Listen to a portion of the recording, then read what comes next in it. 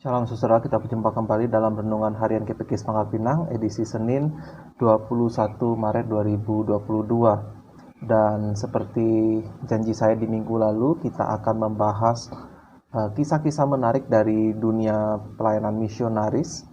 Dan renungan hari ini akan saya ambil dari dua perikop, yaitu Kisah Para Rasul pasal 5, beberapa ayat, dan dari 2 Timotius pasal 4.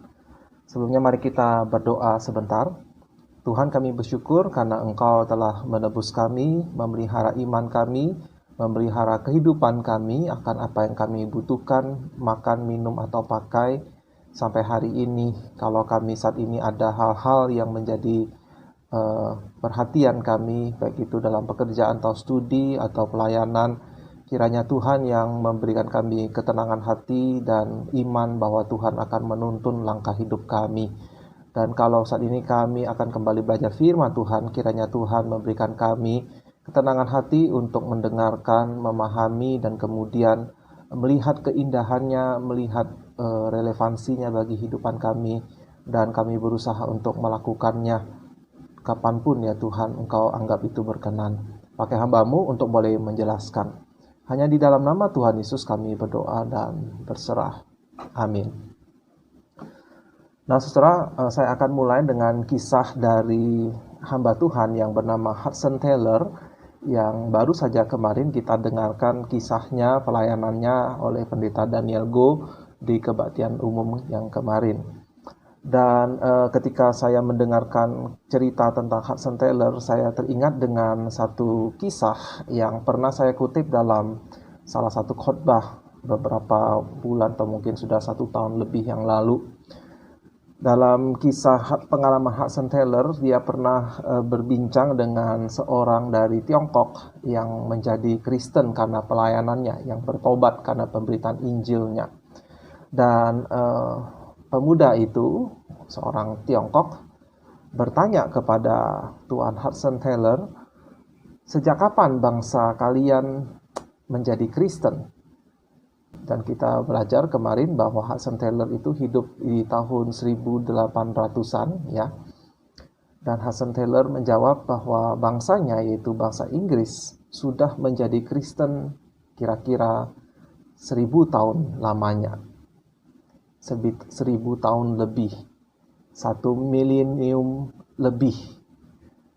Lalu pemuda itu kaget sekali mendengar kata-kata dari Hudson Taylor, dan dia berkata, 1000 tahun kalian telah mendapatkan Injil, kabar baik ini, dan kalian baru datang sekarang kepada kami.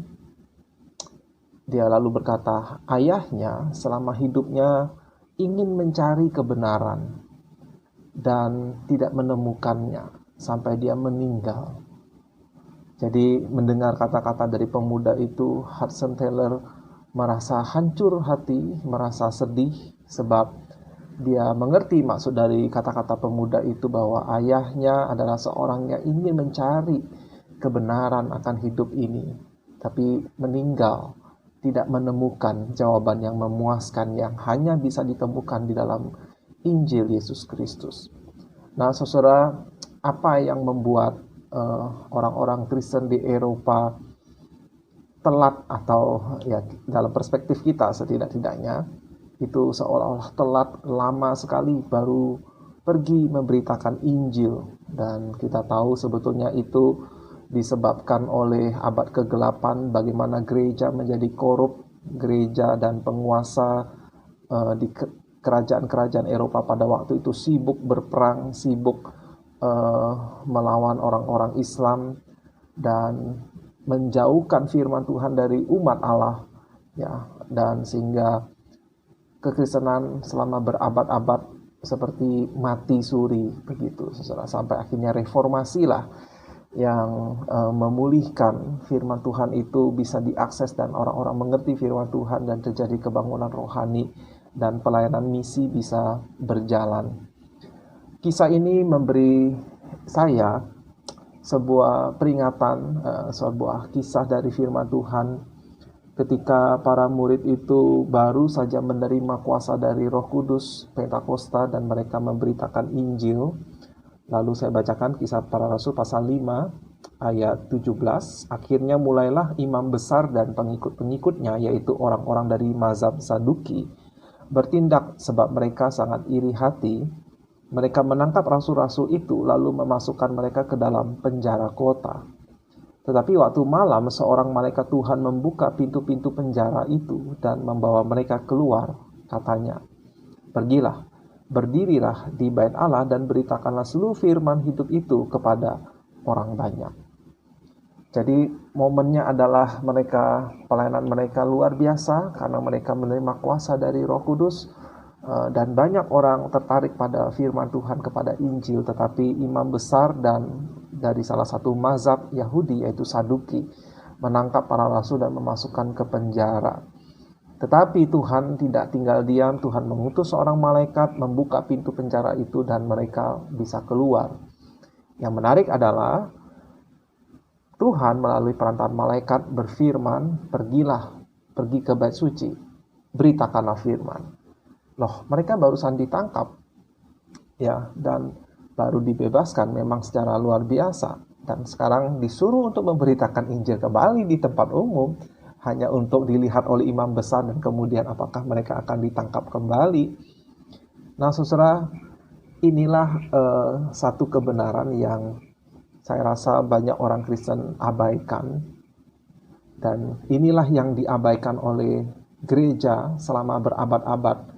Sehingga akhirnya kekristenan, firman Tuhan, terang Tuhan itu tertahan oleh dosa manusia selama berabad-abad. Setelah reformasi, setelah terjadi kebangunan rohani, baru Injil itu diberitakan ke seluruh bangsa. Dan salah satunya ke tanah Tiongkok yang dibawakan oleh Hudson Taylor. Seharusnya tidak perlu menunggu lebih dari 1000 tahun Injil itu sampai ke Tiongkok.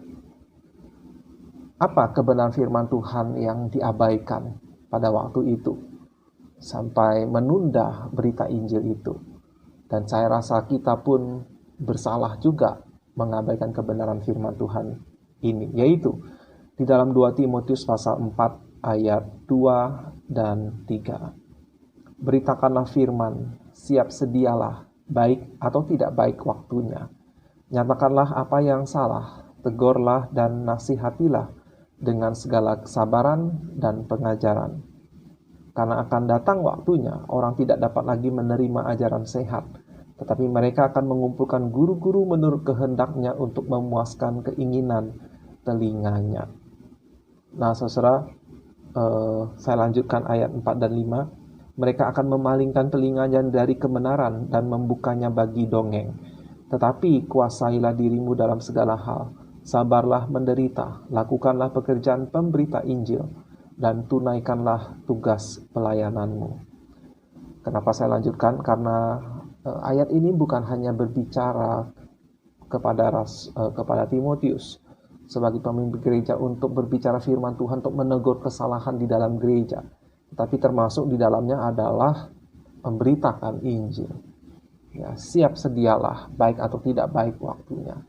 Dan konsep inilah yang sering menahan orang Kristen untuk menjadi pemberita Injil atau menjadi orang yang perhatian kepada apa yang terjadi di dalam gereja, yang mengatakan kebenaran. Tetapi kita fokus kepada pemberitaan Injil, yaitu bagaimana orang Kristen tertahan, menahan dirinya untuk memberitakan Injil. Sebab mereka merasa tidak ada waktu yang tepat, tidak ada waktu yang cocok untuk memberitakan Injil. Nah, saudara, fakta bahwa Rasul Paulus mengingatkan Timotius, beritakanlah, siap sedia, baik atau tidak baik waktunya. Sebab bukan masalah situasi di luar kita yang menentukan apakah kita memberitakan Injil atau tidak. Tetapi sebetulnya kesiapan diri kita itulah faktor yang lebih menentukan. Dan seringkali kita mencari-cari alasan, ya, kita sering-sering membenarkan diri kita dengan, oh lihat situasinya sekarang tidak kondusif, oh papa saya sedang sibuk, oh teman saya lagi asik, jadi tidak baik waktunya untuk saya mulai memberitakan Injil kepada mereka. Dan akhirnya pemberitaan Injil itu tidak disampaikan. Ya, masih mending kalau tertunda, tetapi saya rasa cukup sering pada akhirnya tidak tersampaikan. Dan apakah orang yang kita kenal, orang yang kita kasih, anggota keluarga kita mengalami seperti yang pemuda Tiongkok di zaman Hudson Taylor tadi alami, yaitu meninggal tanpa pernah menemukan kebenaran. Ada sebuah realita yang pahit yang kita sebagai orang Kristen harus ratapi, harus kita doakan dengan sungguh-sungguh, yaitu diri kita. Dan kemudian kita harus mempunyai sikap menyiapkan diri. Jangan lagi melihat keadaan, baik atau tidak baik waktunya. Dan bagaimana kita melihat tadi kisah para rasul. Setelah mereka pelayanan pertama berhasil, berbuah, ada orang-orang yang tidak suka, menangkap, memenjarakan. Tuhan memberi anugerah, kelepasan, ya, pertolongan. Tapi Tuhan tetap bersikeras. Pergi ke bait suci. Beritakanlah kembali firman Tuhan di sana. Wah, saudara-saudara, inilah kebenarannya. Tidak siap itu adalah kebinasaan bagi orang yang belum mendengar Injil. Dan kesiapan, baik atau tidak baik waktunya, berarti kita mau memberitakan Injil. Sebelum, kata Rasul Paulus, ada waktunya ada orang-orang yang tidak dapat lagi menerima ajaran. Mereka hanya ingin mendengarkan apa yang memuaskan telinga mereka. Kita tidak tahu kapan waktu yang baik atau waktu yang tidak baik dalam diri atau keadaan seseorang. Tugas kita adalah kita siap beritakan Injil. Nah, saudara, kiranya renungan hari ini boleh meneguhkan kita, boleh mendorong kita untuk memberitakan Injil. Sampai jumpa di minggu depan. Tuhan Yesus memberkati.